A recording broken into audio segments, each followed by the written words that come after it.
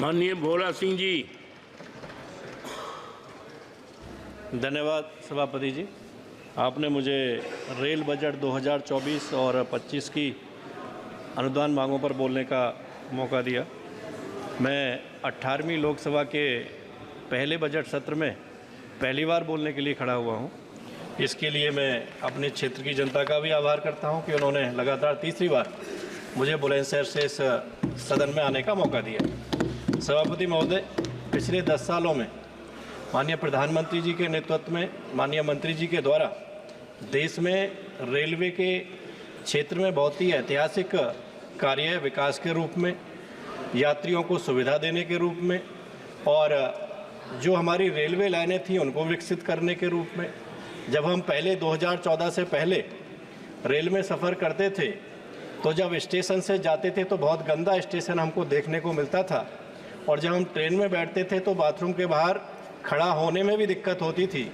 लेकिन माननीय प्रधानमंत्री जी के नेतृत्व में मंत्री जी के द्वारा रेलवे में सफाई पर बहुत ही ध्यान देकर जो सुविधाएं यात्रियों को मिलती थी, उन सुविधाओं में ऐतिहासिक कार्य करके लोगों को अच्छी सुविधा देने का कार्य किया है।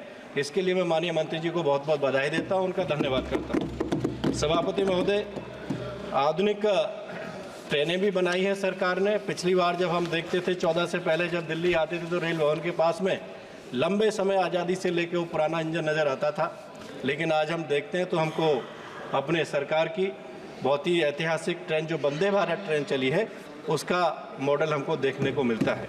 ये बहुत ही बड़ा बदलाव है। और बदलाव में अगर आप बात करूं कि 2014 से पहले 14 साल में मात्र 43,000 कोच बने थे। माननीय प्रधानमंत्री जी के नेतृत्व में रेल मंत्री जी के द्वारा 2014 के बाद 8 साल में ही 43,000 कोच नए सरकार ने बनाए हैं। अगर हम विद्युतीकरण की बात करें कि जहां 60 साल में मात्र 20,000 किलोमीटर का विद्युतीकरण हुआ था, पिछले 10 सालों में वहीं 44,000 किलोमीटर का विद्युतीकरण अपनी सरकार के नेतृत्व में किया है, जो बहुत ही ऐतिहासिक काम है। नए कोच का निर्माण हुआ है, ट्रैक निर्माण हुआ है, और अगर हम बात करें जो ट्रैक का निर्माण हुआ है 10 साल में 31,500 किलोमीटर, जो कि जर्मनी की तुलना में बिल्कुल बराबर है। इतना ऐतिहासिक काम रेल मंत्रालय ने किया है, इसके लिए मैं माननीय मंत्री जी को बधाई देता हूँ। रेल लाइनों का दोहरीकरण और इसके साथ साथ जो अपना उत्तर प्रदेश है, मैं उत्तर प्रदेश से आता हूँ, उत्तर प्रदेश में भी बहुत ही परिवर्तन रेलवे के क्षेत्र में विकास के रूप में हमको देखने को मिला है। 2009 से 2014 तक जहां 199 किलोमीटर के न्यू ट्रैक बने थे, 2014 से 24 तक 490 किलोमीटर के जो 2.5 गुना ज़्यादा हैं वो अपनी सरकार ने बनाए हैं। विद्युतीकरण के मामले में जहां 2009 से 2014 मात्र 199 किलोमीटर का विद्युतीकरण हुआ था, आज 606 किलोमीटर का विद्युतीकरण लगभग 3 गुना अपनी सरकार ने किया है, और उत्तर प्रदेश पूरा 100% विद्युतीकरण के रूप में हो गया है। तो मैं माननीय मंत्री जी को बधाई देता हूं। अभी 157 नए स्टेशन अमृत स्टेशन के रूप में विकसित माननीय मंत्री जी ने उत्तर प्रदेश में किए हैं, उनको मैं धन्यवाद देता हूं। और जिसमें एक मेरी लोकसभा बुलंदशहर का भी स्टेशन अमृत स्टेशन के रूप में विकसित हुआ है। आज़ादी से लेकर 2014 तक किसी ने सोचा नहीं कि पुराने स्टेशनों को जो उनमें सुविधाएं होनी चाहिए थी किस तरीके से बदलाव किया जाए। ये सोच माननीय मंत्री जी की हुई और उन्होंने अमृत स्टेशन के नाम से उनको डेवलप करने का जो निर्णय लिया वो बहुत ही ऐतिहासिक निर्णय है, और उससे बहुत आधुनिक सुविधाएं अपने स्टेशनों पर मिलेंगी। मैं धन्यवाद देता हूं माननीय मंत्री जी को। बुलंदशहर में 2014 के चुनाव में माननीय प्रधानमंत्री जी की सभा सीधा वैष्णो देवी से बुलंदशहर आए थे, सौभाग्य मेरा, और उसमें माननीय प्रधानमंत्री जी के द्वारा मंत्री जी ने एक सीधा ट्रेन बुलंदशहर से जम्मू कश्मीर के लिए हमारे लिए दिए। इसके लिए मैं माननीय मंत्री जी का धन्यवाद करता हूं। मेरे यहाँ पे जो रेलवे की लाइनें जाती थी वहाँ पर क्रॉसिंग पे लंबा समय लोगों को लगता था, जाम लगता था। 3 ओवरब्रिज बनाए हैं और 4 अंडरब्रिज बनाए हैं, उनके लिए भी माननीय मंत्री जी का धन्यवाद देता हूँ। मेरे आग्रह पर मेरे लोकसभा क्षेत्र के डिवाई स्टेशन पर देहरादून सुदेरागंज ट्रेन का एक स्टॉपेज माननीय मंत्री जी ने दिया, उनका मैं धन्यवाद करता हूँ। और माननीय मंत्री जी से आग्रह करना चाहूँगा कि माननीय मंत्री जी, जो मेरा लोकसभा क्षेत्र है बुलंदशहर NCR का हिस्सा है और बहुत ही नज़दीक यहाँ से है, और बुलंदशहर में बहुत सारे लोग दिल्ली का आवागमन डेली का रहता है, लेकिन बुलंदशहर से दिल्ली के लिए कोई डायरेक्ट पैसेंजर ट्रेन नहीं है।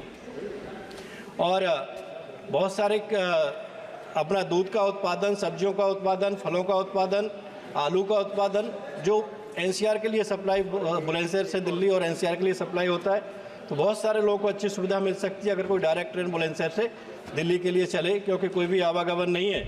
मेरे यहाँ पे एक अलीगढ़ से मुरादाबाद होती हुई एक लाइन जाती है जिसमें मुंबई से बरेली के लिए एक ट्रेन चलती है, इंदौर से बरेली के लिए एक ट्रेन चलती है और एक बरेली से बांदीकुई के लिए ट्रेन चलती है। इन ट्रेनों का अगर स्टॉपेज वहाँ मिल जाएगा तो हमारे क्षेत्र के लोगों को आवागमन की सुविधा मिलेगी, वहाँ को उनको लाभ मिलेगा। एक पैसेंजर चलती है खुर्जा से बुलंदशहर होते हुए मेरठ, तो एक नुमाइश के पास एक हॉल्ट उसकी आवश्यकता है माननीय मंत्री जी। शहर के लोगों को वहाँ से आवागमन में, क्योंकि सुबह वो 6:30 खुर्जा से चलती है, वहाँ हॉल्ट नहीं है तो लोगों को दिक्कत, उसका कोई लाभ नहीं मिल पाता है। तो अगर ये आप वहाँ पर स्टॉपेज दे देंगे गिरधारी नगर नुमाइश पे, तो उसका बहुत आपका आभार होगा।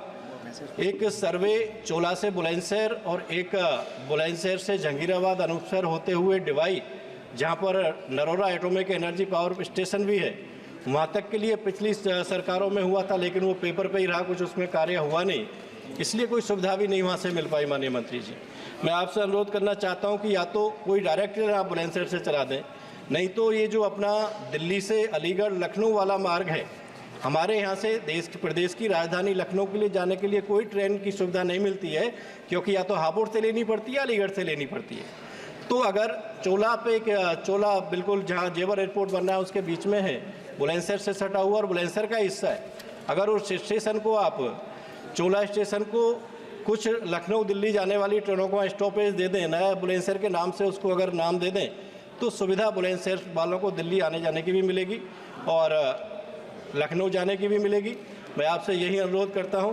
सभापति जी, आपने मुझे बोलने का मौका दिया, बहुत बहुत धन्यवाद। माननीय मंत्री जी, बहुत बहुत आपका आभार, और आशा करूंगा कि जो मेरी मांगे हैं मेरे क्षेत्र के, उसके लिए उस पर आप ध्यान देंगे, जैसे आपने बिना मांगे बहुत कुछ दिया और मांगने से कुछ देंगे। बहुत बहुत धन्यवाद।